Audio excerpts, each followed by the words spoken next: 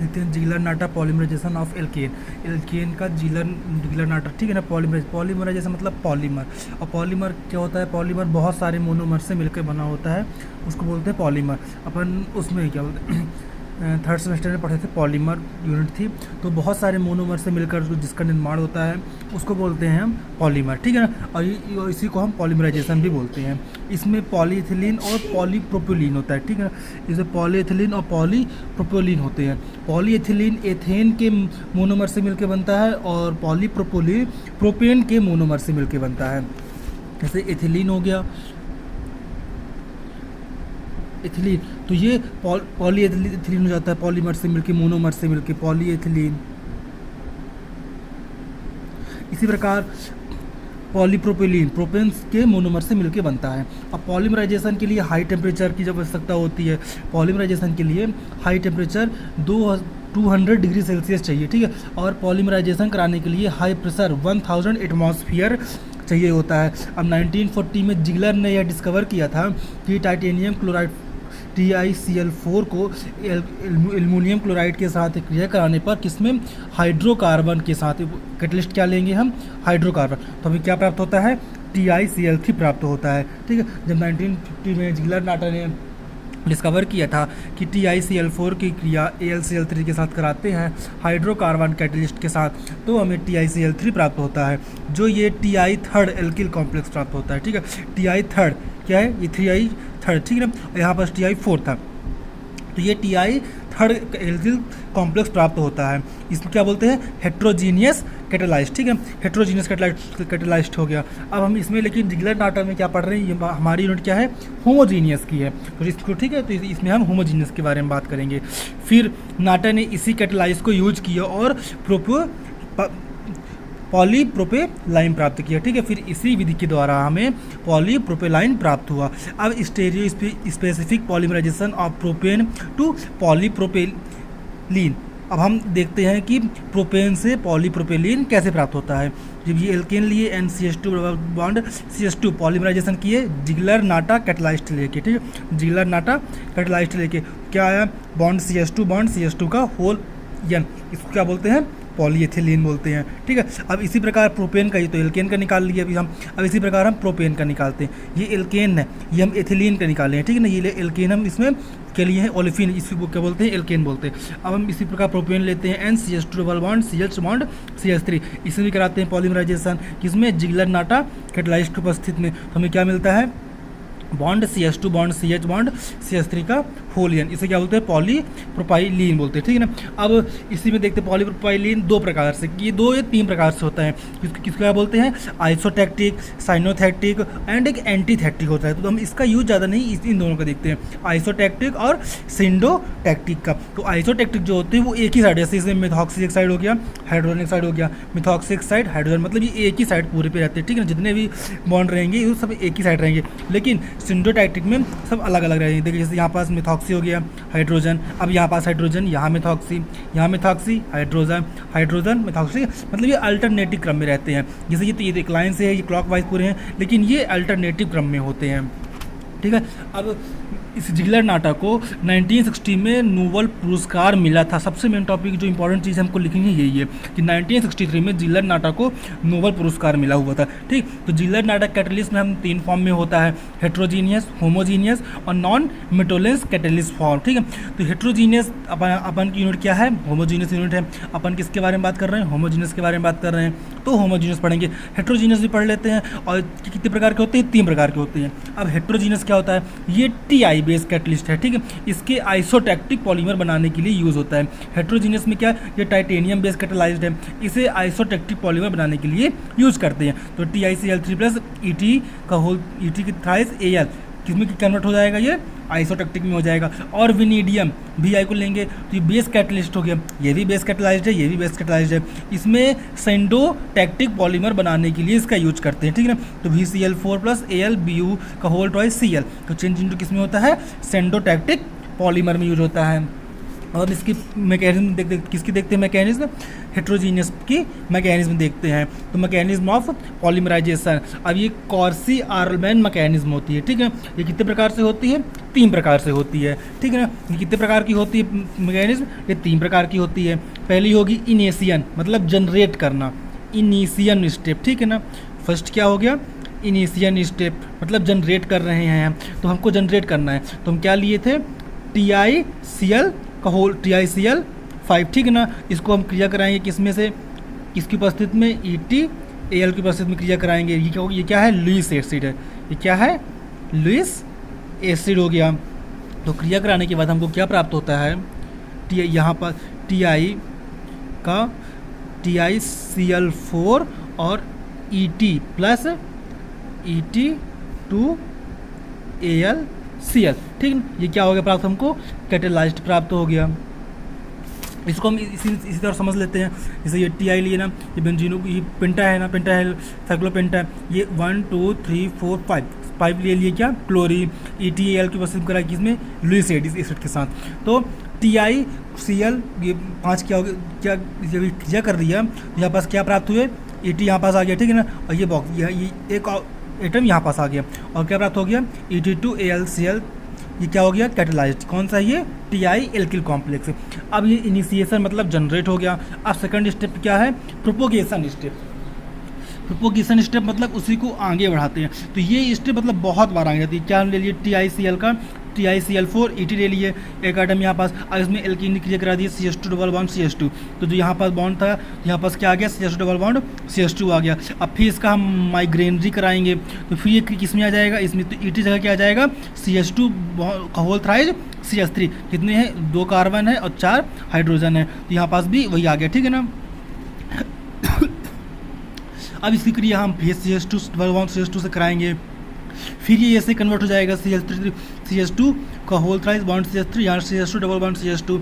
अब फिर जब इसकी हम माइग्रेनरी कराएंगे तो ये सेम पोजीशन CH2 का होल 5 बॉन्ड CH3 आ जाएगा।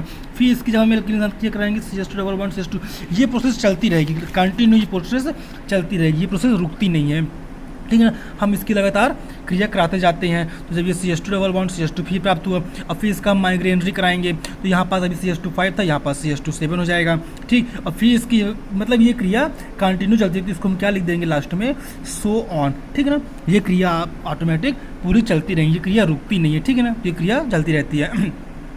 पहला स्टेप हो गया इनिशिएशन, दूसरा प्रोपोगेशन, अब तीसरा आ गया टर्मिनेशन स्टेप। अब ये चलती रहेगी तो इसको कुछ ना कुछ तो करना पड़ेगा रोकने के लिए। तो हम क्या करेंगे इसमें, the release of the polymer from the beta hydrogen elimination. इसमें हम बीटा हाइड्रोजन का एलिमिनेशन कराते हैं, ये बीटा है, ठीक है ना, हाइड्रोजन का एलिमिनेशन कराते हैं। अपना हम फार्मूला ले लिए जो हमको यहाँ लास्ट में प्राप्त हुआ था, क्या प्राप्त हुआ था, TiCl4 CH2 का होल 7, ठीक है। यहाँ पास हम बीटा हाइड्रोजन का एलिमिनेशन कराते हैं, तो क्या प्राप्त होता है, बॉन्ड CH2 का होल लेंगे, क्या है, पॉलीमर एथिलीन, ठीक है। हमें क्या इसका हम क्या करवा दिया, बीटा हाइड्रोजन का एलिमिनेशन करा दिया, तो क्या प्राप्त हो गया, बॉन्ड CH2 होल लें, क्या है ये, पॉलीमर एथिलीन। अब इसमें देखिए रेट ऑफ प्रोपोगेशन, और जो हम इसका रेट देखते हैं प्रोपोगेशन और रेट ऑफ टर्मिनेशन, ये कितने प्रकार से होगा, 3 प्रकार से, दो 3 प्रकार से इसको भी देखना है।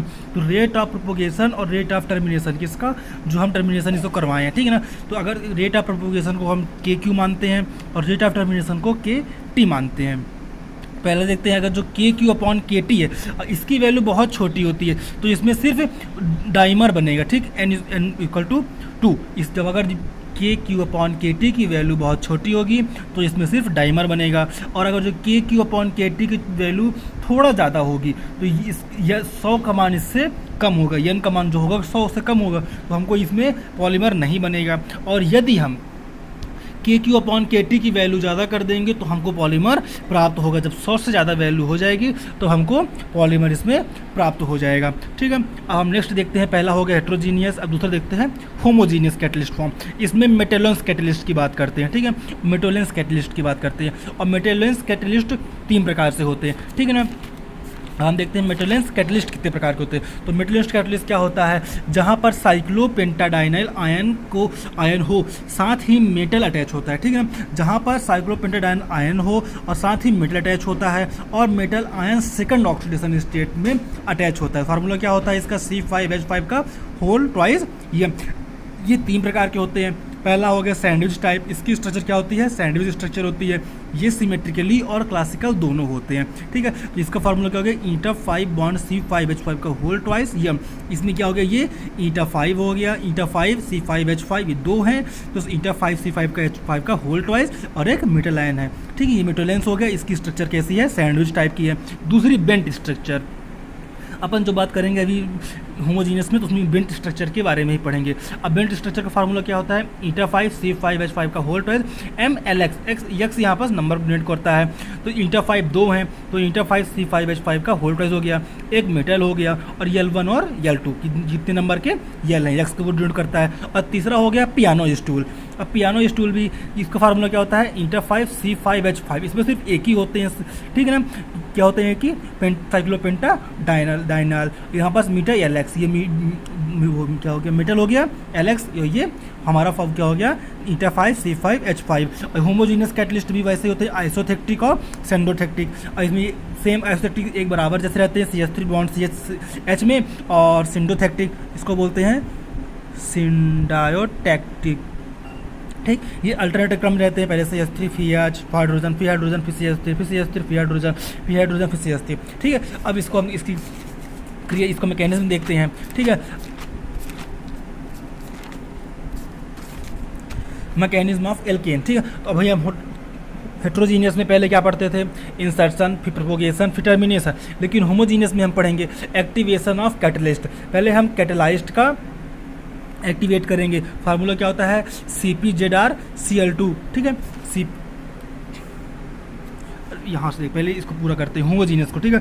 तो इसका जनरल फार्मूला क्या होता है, Cp2M, मेटल है, मेटल में हम कुछ भी ले सकते हैं, ठीक है, Cl2 क्लोरीन। अब मेटल में जैसे हम Ti ले सकते हैं, Zr ले सकते हैं, HFTi टाइटोनोसिना, Zr जरकोनोसिन, HF हाफसिन है, ठीक है ना, कोई सा भी हम मेटल की जगह में ले सकते हैं। तो इसका एग्जांपल जैसे हो गया Cp2ZrCl2 प्लस MEAlO का होल, यानी ये नंबर है, ठीक है। तो इस चेंज इसमें कैटलाइस्ट यूज करेंगे तो क्या प्राप्त होगा, Cp2ZrMe पॉजिटिव कैटायनिंग हो गया, ठीक।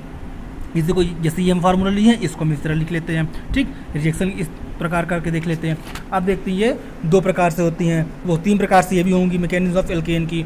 एक्टिवेशन ऑफ कैटलाइज्ड, तो CpZrCl2 प्लस MEAlO का होल है, तो CpZrMe का पॉजिटिव प्राप्त हो जाएगा यहाँ पास। अब पहला हो गया एक्टिवेशन कर लिए। अब इंसर्शन मतलब प्रोपोगेशन भी कर सकते हैं, उस क्रिया को आगे बढ़ाते हैं। जैसे हम हेट्रोजीनियस में आगे बढ़ा रहे थे, वैसे ही हम होमोजीनियस में भी आगे बढ़ाएंगे। तो ये वही अपना फार्मूला ले लिए, Zrn ईटा 5 C5, ठीक है ना, ईटा 5 को 2 ले लिए, Me ले लिए, एक ये बॉन्ड एटम ले लिया। अब एल्केन से क्रिया कराएंगे, तो जो यहाँ पास एटम है वहाँ पास double bond CH2 double bond CH2 जुड़ जाएगा। और फिर जब हम क्रिया कराएंगे, कौन सी क्रिया कराते हैं इसको, मिलेनरी क्रिया करवाते हैं, ठीक है, मिलेनरी इंसर्शन जब कराते हैं इसमें हम, तो क्या प्राप्त होता है, Zr, फिर एक यहाँ पास एटम प्राप्त हो गया, यहाँ पास CH2 बॉन्ड CH3, और ये सेम प्रोपोजिशन रहेगी। और फिर जब हम एल्केन की क्रिया कराएंगे तो CH2 डबल बॉन्ड CH2 यहाँ प्राप्त हो जाएगा, और CH2 बॉन्ड CH2, और फिर जब हम मिलेनरी इंसर्शन कराएंगे, क्रिया कराएंगे, तो यहाँ पास Zr प्राप्त होगा, फिर बॉन्ड यहाँ पास CH2 बॉन्ड CH3 प्राप्त हो जाएगा, ठीक है।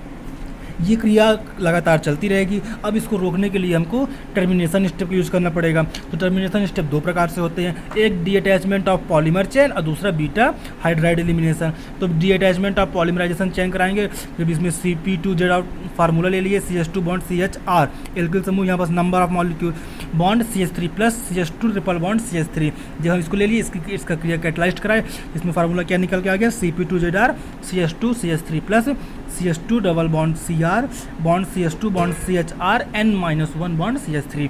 ये हमको क्या मिल गया, D attachment of polymer chain. इसी प्रकार हम बीटा हाइड्राइड एलिमिनेशन कराएंगे, तो Cp2ZR positive bond CH3 bond CHR, या नंबर, ये नंबर कितने भी मॉलिक्यूल हो सकते हैं, बॉन्ड CH3, इसे बीटा हाइड्राइड का एलिमिनेशन करा देंगे, क्या करा देंगे, बीटा एलिमिनेशन करा देंगे। तो हमको सेम फार्मूला जो डी अटैचमेंट में प्राप्त हुआ था वही हमको बीटा हाइड्राइड में प्राप्त हो गया। तो Cp2ZR positive bond H plus CH2 double bond Cr bond CH2 bond CHR N-1 bond CH3। तो इस प्रकार से हम होमोजीनियस कैटलिस्ट को प्राप्त कर सकते हैं, ठीक है।